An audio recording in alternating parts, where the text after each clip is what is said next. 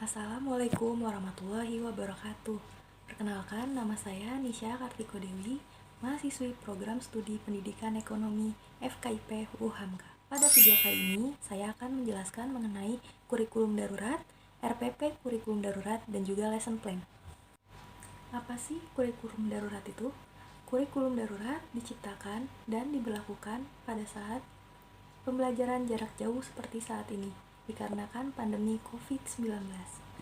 Nah, kurikulum darurat ini merupakan bagian dari penyederhanaan dari kurikulum nasional. Kurikulum darurat merupakan penyederhanaan dari kurikulum nasional yang sudah ada. Nah, hal ini dilakukan karena kondisi khusus seperti sekarang ini. Penyederhanaan ini dilakukan untuk mengurangi kompetensi dasar yang terdapat pada suatu mata pelajaran. Jadi, beban yang diberikan kepada siswa itu tidak terlalu banyak. Dan yang dipelajari pun lebih ringkas. Selain kompetensi dasar, ada juga tujuan pembelajaran yang dipangkas. Kurikulum darurat ini hanya berfokus kepada kompetensi esensial dan juga kompetensi prasyarat untuk naik ke jenjang selanjutnya. Dalam kurikulum darurat ini juga terdapat RPP 1 lembar atau Rencana Pelaksanaan Pembelajaran 1 lembar, yang mana isinya lebih ringkas daripada RPP biasanya. Dalam RPP 1 lembar ini, tujuan pembelajarannya lebih difokuskan kepada apa yang menjadi esensinya dari suatu mata pelajaran tersebut. Pada tugas kali ini, saya sudah membuat RPP-nya. Nah, RPP yang saya buat adalah RPP untuk mata pelajaran kewirausahaan, yang mana saya mengambil topik mengenai ide, kreativitas, dan inovasi dengan bahasan konsep kreativitas dan inovasi. Di dalamnya terdapat tujuan pembelajaran yang pertama, peserta didik mampu memberikan dan menjelaskan pengertian dari ide, kreativitas, dan inovasi, baik menurut KBBI maupun definisi lainnya. Tujuan pembelajaran yang kedua adalah peserta didik mampu merincikan bentuk dan ciri-ciri dari kreatif dan inovatif. Lalu, tujuan pembelajaran yang ketiga, peserta didik mampu menguraikan dan menjabarkan apa yang disebut dengan 4 tahapan proses kreatif menurut Graham Wells. Untuk tujuan pembelajaran yang keempat, ada peserta didik itu mampu membedakan antara kreativitas dan inovasi. Nah, dalam RPP ini terlihat yang membedakan dari RPP yang biasanya atau kurikulum nasional ada pada tujuannya, yang mana tujuan pembelajarannya ini terdiri dari A, B, C, yaitu yang berarti A, audience atau peserta didik itu sendiri, B, behavior, terdiri dari kata kerja operasional atau KKO yang dicetuskan oleh Bloom. Nah, yang ketiga ada yang dinamakan C, condition, suatu kondisi yang mana terdapat kondisi setelahnya, di mana peserta didik mampu entah itu menjelaskan, menguraikan, menjabarkan, mendeskripsikan dengan kata kerja operasional tersebut. Tetapi setelah peserta didik itu memahami atau setelah peserta didik itu mendapatkan materi dari guru, atau bisa juga setelah peserta didik itu menelusuri melalui internet, bisa juga melalui buku bacaannya. Yang kedua ada media atau alat dan bahan ajar yang digunakan.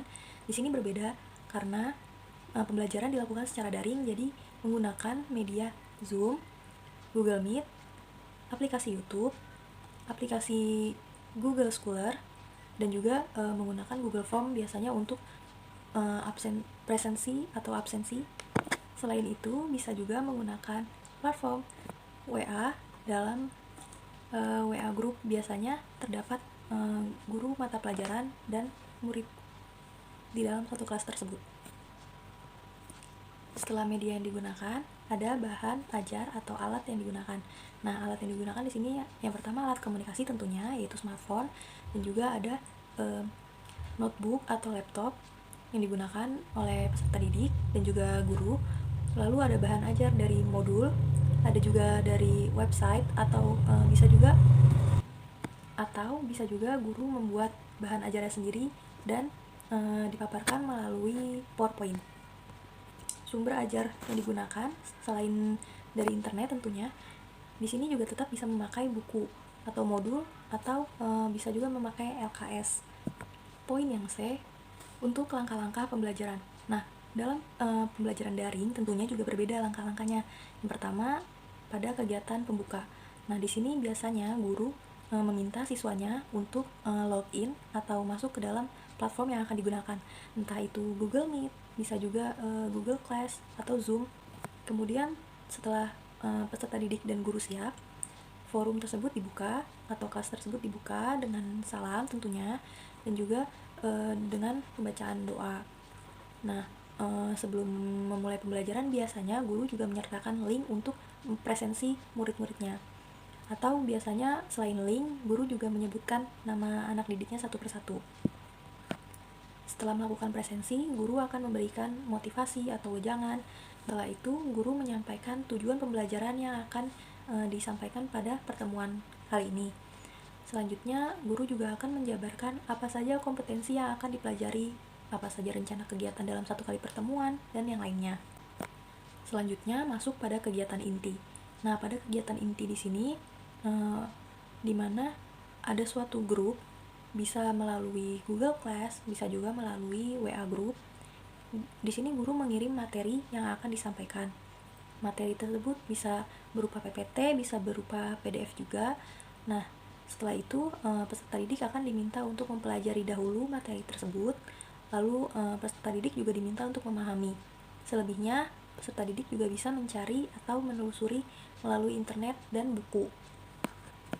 Setelah penyampaian materi tersebut, siswa mengamati dan mencermati apa yang disampaikan oleh guru, lalu kegiatan pembelajaran yang selanjutnya adalah berdiskusi. Selain berdiskusi, salah satu caranya guru dapat menampilkan video pembelajaran yang didapat dari YouTube yang berkaitan dengan pembelajaran pada kali ini, yaitu konsep kreativitas dan inovasi. Selain itu, guru juga bisa mencantumkan link dari website, contohnya dari website Ruang Guru atau dari website pendidikan, atau bisa juga dicari dari website Kemendikbud. Setelah itu, biasanya peserta didik diminta untuk menjawab beberapa soal atau guru memberikan semacam pertanyaan atau kuis kepada peserta didik. Nah, di sini belum termasuk evaluasi, karena evaluasi adanya di paling akhir. Setelah kegiatan inti dilakukan, selanjutnya adalah kegiatan penutup. Nah, pada kegiatan penutup ini, guru menyampaikan kembali isi dari materi yang telah disampaikan.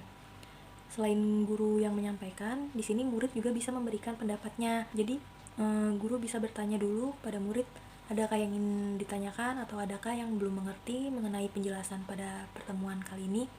Jadi, selain murid memberikan pendapatnya, guru bisa menambahkan dari apa yang telah disampaikan. Selain itu, guru juga bisa menambahkan pendapat dari si murid tersebut. Kegiatan penutup lainnya adalah siswa melakukan refleksi, yaitu dengan menuliskan apa yang sudah dia ketahui dari pembelajaran kali ini. Juga merespon terhadap kegiatan pembelajaran pada pertemuan kali ini. Kegiatan penutup selanjutnya adalah siswa mengerjakan evaluasi atau soal-soal yang diberikan oleh guru melalui link yang tersedia, bisa melalui Google Form, bisa juga melalui Google Class, atau bisa juga dikirimkan melalui WA Group. Lalu dilakukan kegiatan penutup yang terakhir, yaitu guru menyampaikan rencana lanjutan pada pertemuan selanjutnya, atau guru bisa menyampaikan materi pembelajaran yang selanjutnya. Minggu depan akan membahas apa, minggu depan akan memberikan materi apa. Nah, itu disampaikan di paling akhir. Selanjutnya ada poin penilaian pembelajaran pada RPP, di mana di sini ada penilaian dari aspek sikap, keterampilan, dan juga pengetahuan. Nah, yang membedakan di sini adalah pada penilaian aspek sikap, karena pembelajaran dilakukan secara daring, jadi hanya bisa menilai secara virtual saja apa yang terlihat di kamera. Jika melalui Zoom atau Google Meet, kan masih bisa dilihat dari kamera. Nah, jika melakukan pertemuan dari WA Group atau membuka forum di Google Class, di situ penilaian aspek dari sikap dan keaktifan bisa dinilai dari bagaimana siswa tersebut hadir dan aktif di dalam forum diskusi yang sudah dibuat oleh sang guru. Bentuk instrumen dari aspek sikap ini biasanya ada rubrik penilaian sikap. Nah, yang kedua ada penilaian dari aspek pengetahuan. Jika aspek pengetahuan ini dilakukannya bisa melalui tes online atau kuis atau seperti tadi evaluasi. Nah, biasanya dilakukan dengan memberikan soal-soal. Aspek yang ketiga adalah keterampilan, yang mana tekniknya menggunakan penugasan lembar kerja atau lembar kerja siswa. Nah, di sini bentuk instrumennya adalah rubrik penilaian proyek. Biasanya dilakukan secara individu atau bisa juga penilaiannya melalui kelompok. Untuk pengumpulan penugasannya bisa melalui japri ke gurunya. Selain japri, bisa juga menggunakan media Google Classroom. Untuk RPP, hanya itu saja penjelasannya karena di dalam RPP ini hanya terdapat tujuan pembelajaran, media sumber belajar atau alat yang digunakan dalam pembelajaran, lalu ada langkah-langkah pembelajaran, dan yang terakhir ada penilaian. Nah, selanjutnya kita beralih ke lesson plan.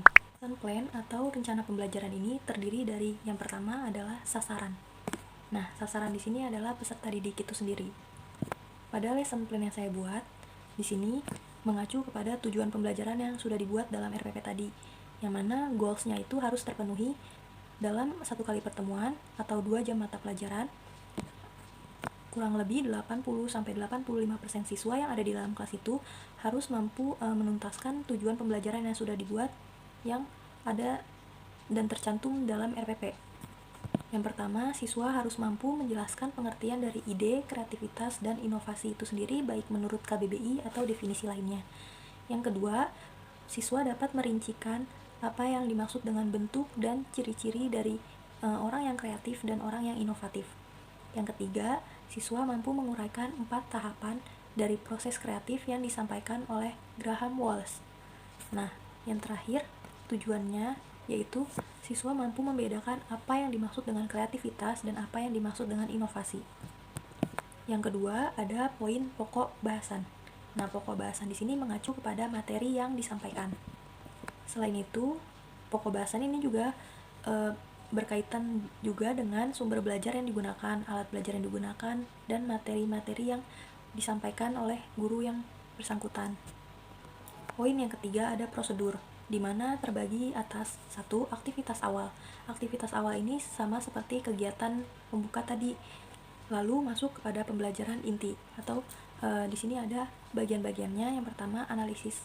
Nah, analisis diskusi ini dibuka dengan pertanyaan yang ditujukan kepada peserta didik itu sendiri. Pertanyaan-pertanyaannya mengacu pada materi yang akan dibahas pada pertemuan kali ini. Nah, beberapa pertanyaannya diantaranya, yang pertama, apa yang dimaksud dengan ide, apa yang dimaksud dengan kreativitas, apa yang dimaksud dengan inovasi. Nah, pertanyaan-pertanyaan ini juga masih berkaitan dengan tujuan pembelajaran yang sudah dibuat tadi. Yang B ada poin abstraksi, berkaitan dengan pihak-pihak yang berperan dalam proses pembelajaran atau proses belajar mengajar yang dilakukan. Bisa berkaitan dengan pemerintahan, bisa berkaitan dengan lingkungan sekitar, baik itu yang ada di internal maupun yang ada di eksternal. Poin yang ketiga, aplikasi. Nah, aplikasi ini adalah bagaimana penerapannya, apa saja kegiatan yang dilakukan oleh guru tersebut dalam 1 kali pertemuan itu. Dalam lesson plan yang saya buat, aplikasi ini mengacu pada peserta didik yang berperan aktif sebagai pengamat. Mereka menyimak dan mengamati apa yang disampaikan oleh guru yang bersangkutan. Selain itu, peserta didik juga diminta untuk mencari info sebanyak-banyaknya mengenai materi yang disampaikan.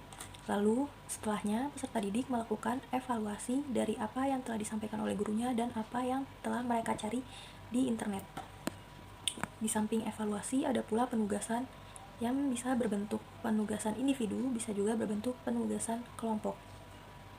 Selanjutnya ada evaluasi yang mana berisikan soal-soal yang berkaitan dengan materi yang telah diajarkan atau yang telah disampaikan oleh guru pada pertemuan ini. Di antaranya ada soal yang berbunyi, jelaskan pengertian dari ide, kreativitas, dan inovasi. Lalu ada juga soal yang berbunyi, jelaskan perbedaan dari kreativitas dan inovasi. Soal-soal ini juga menyesuaikan dengan tujuan pembelajaran yang sudah dibuat tadi. Selanjutnya yang terakhir ada penugasan. Penugasan yang saya buat di sini, siswa diminta untuk meresum atau merangkum materi yang telah disampaikan, baik itu materi yang disampaikan melalui PowerPoint atau materi yang ada pada Google Classroom.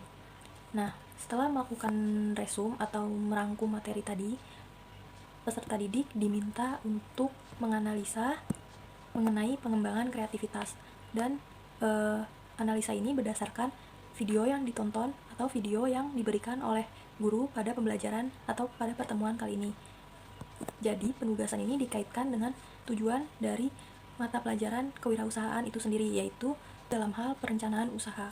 Jadi siswa bisa mengaitkan apa yang telah dia tonton dari video tadi dengan kreativitas yang dia miliki, lalu dikaitkan agar bisa menjadi suatu perencanaan untuk membangun sebuah usaha sesuai dengan tujuan dari mata pelajaran kewirausahaan, yaitu meningkatkan minat siswa untuk merencanakan sebuah usaha dan berwirausaha. Mungkin sekian pemaparan yang saya berikan mengenai kurikulum darurat, RPP kurikulum darurat, dan juga lesson plan yang saya buat pada kali ini. Kurang lebihnya mohon maaf. Wabillahi taufiq wal hidayah. Wassalamualaikum warahmatullahi wabarakatuh.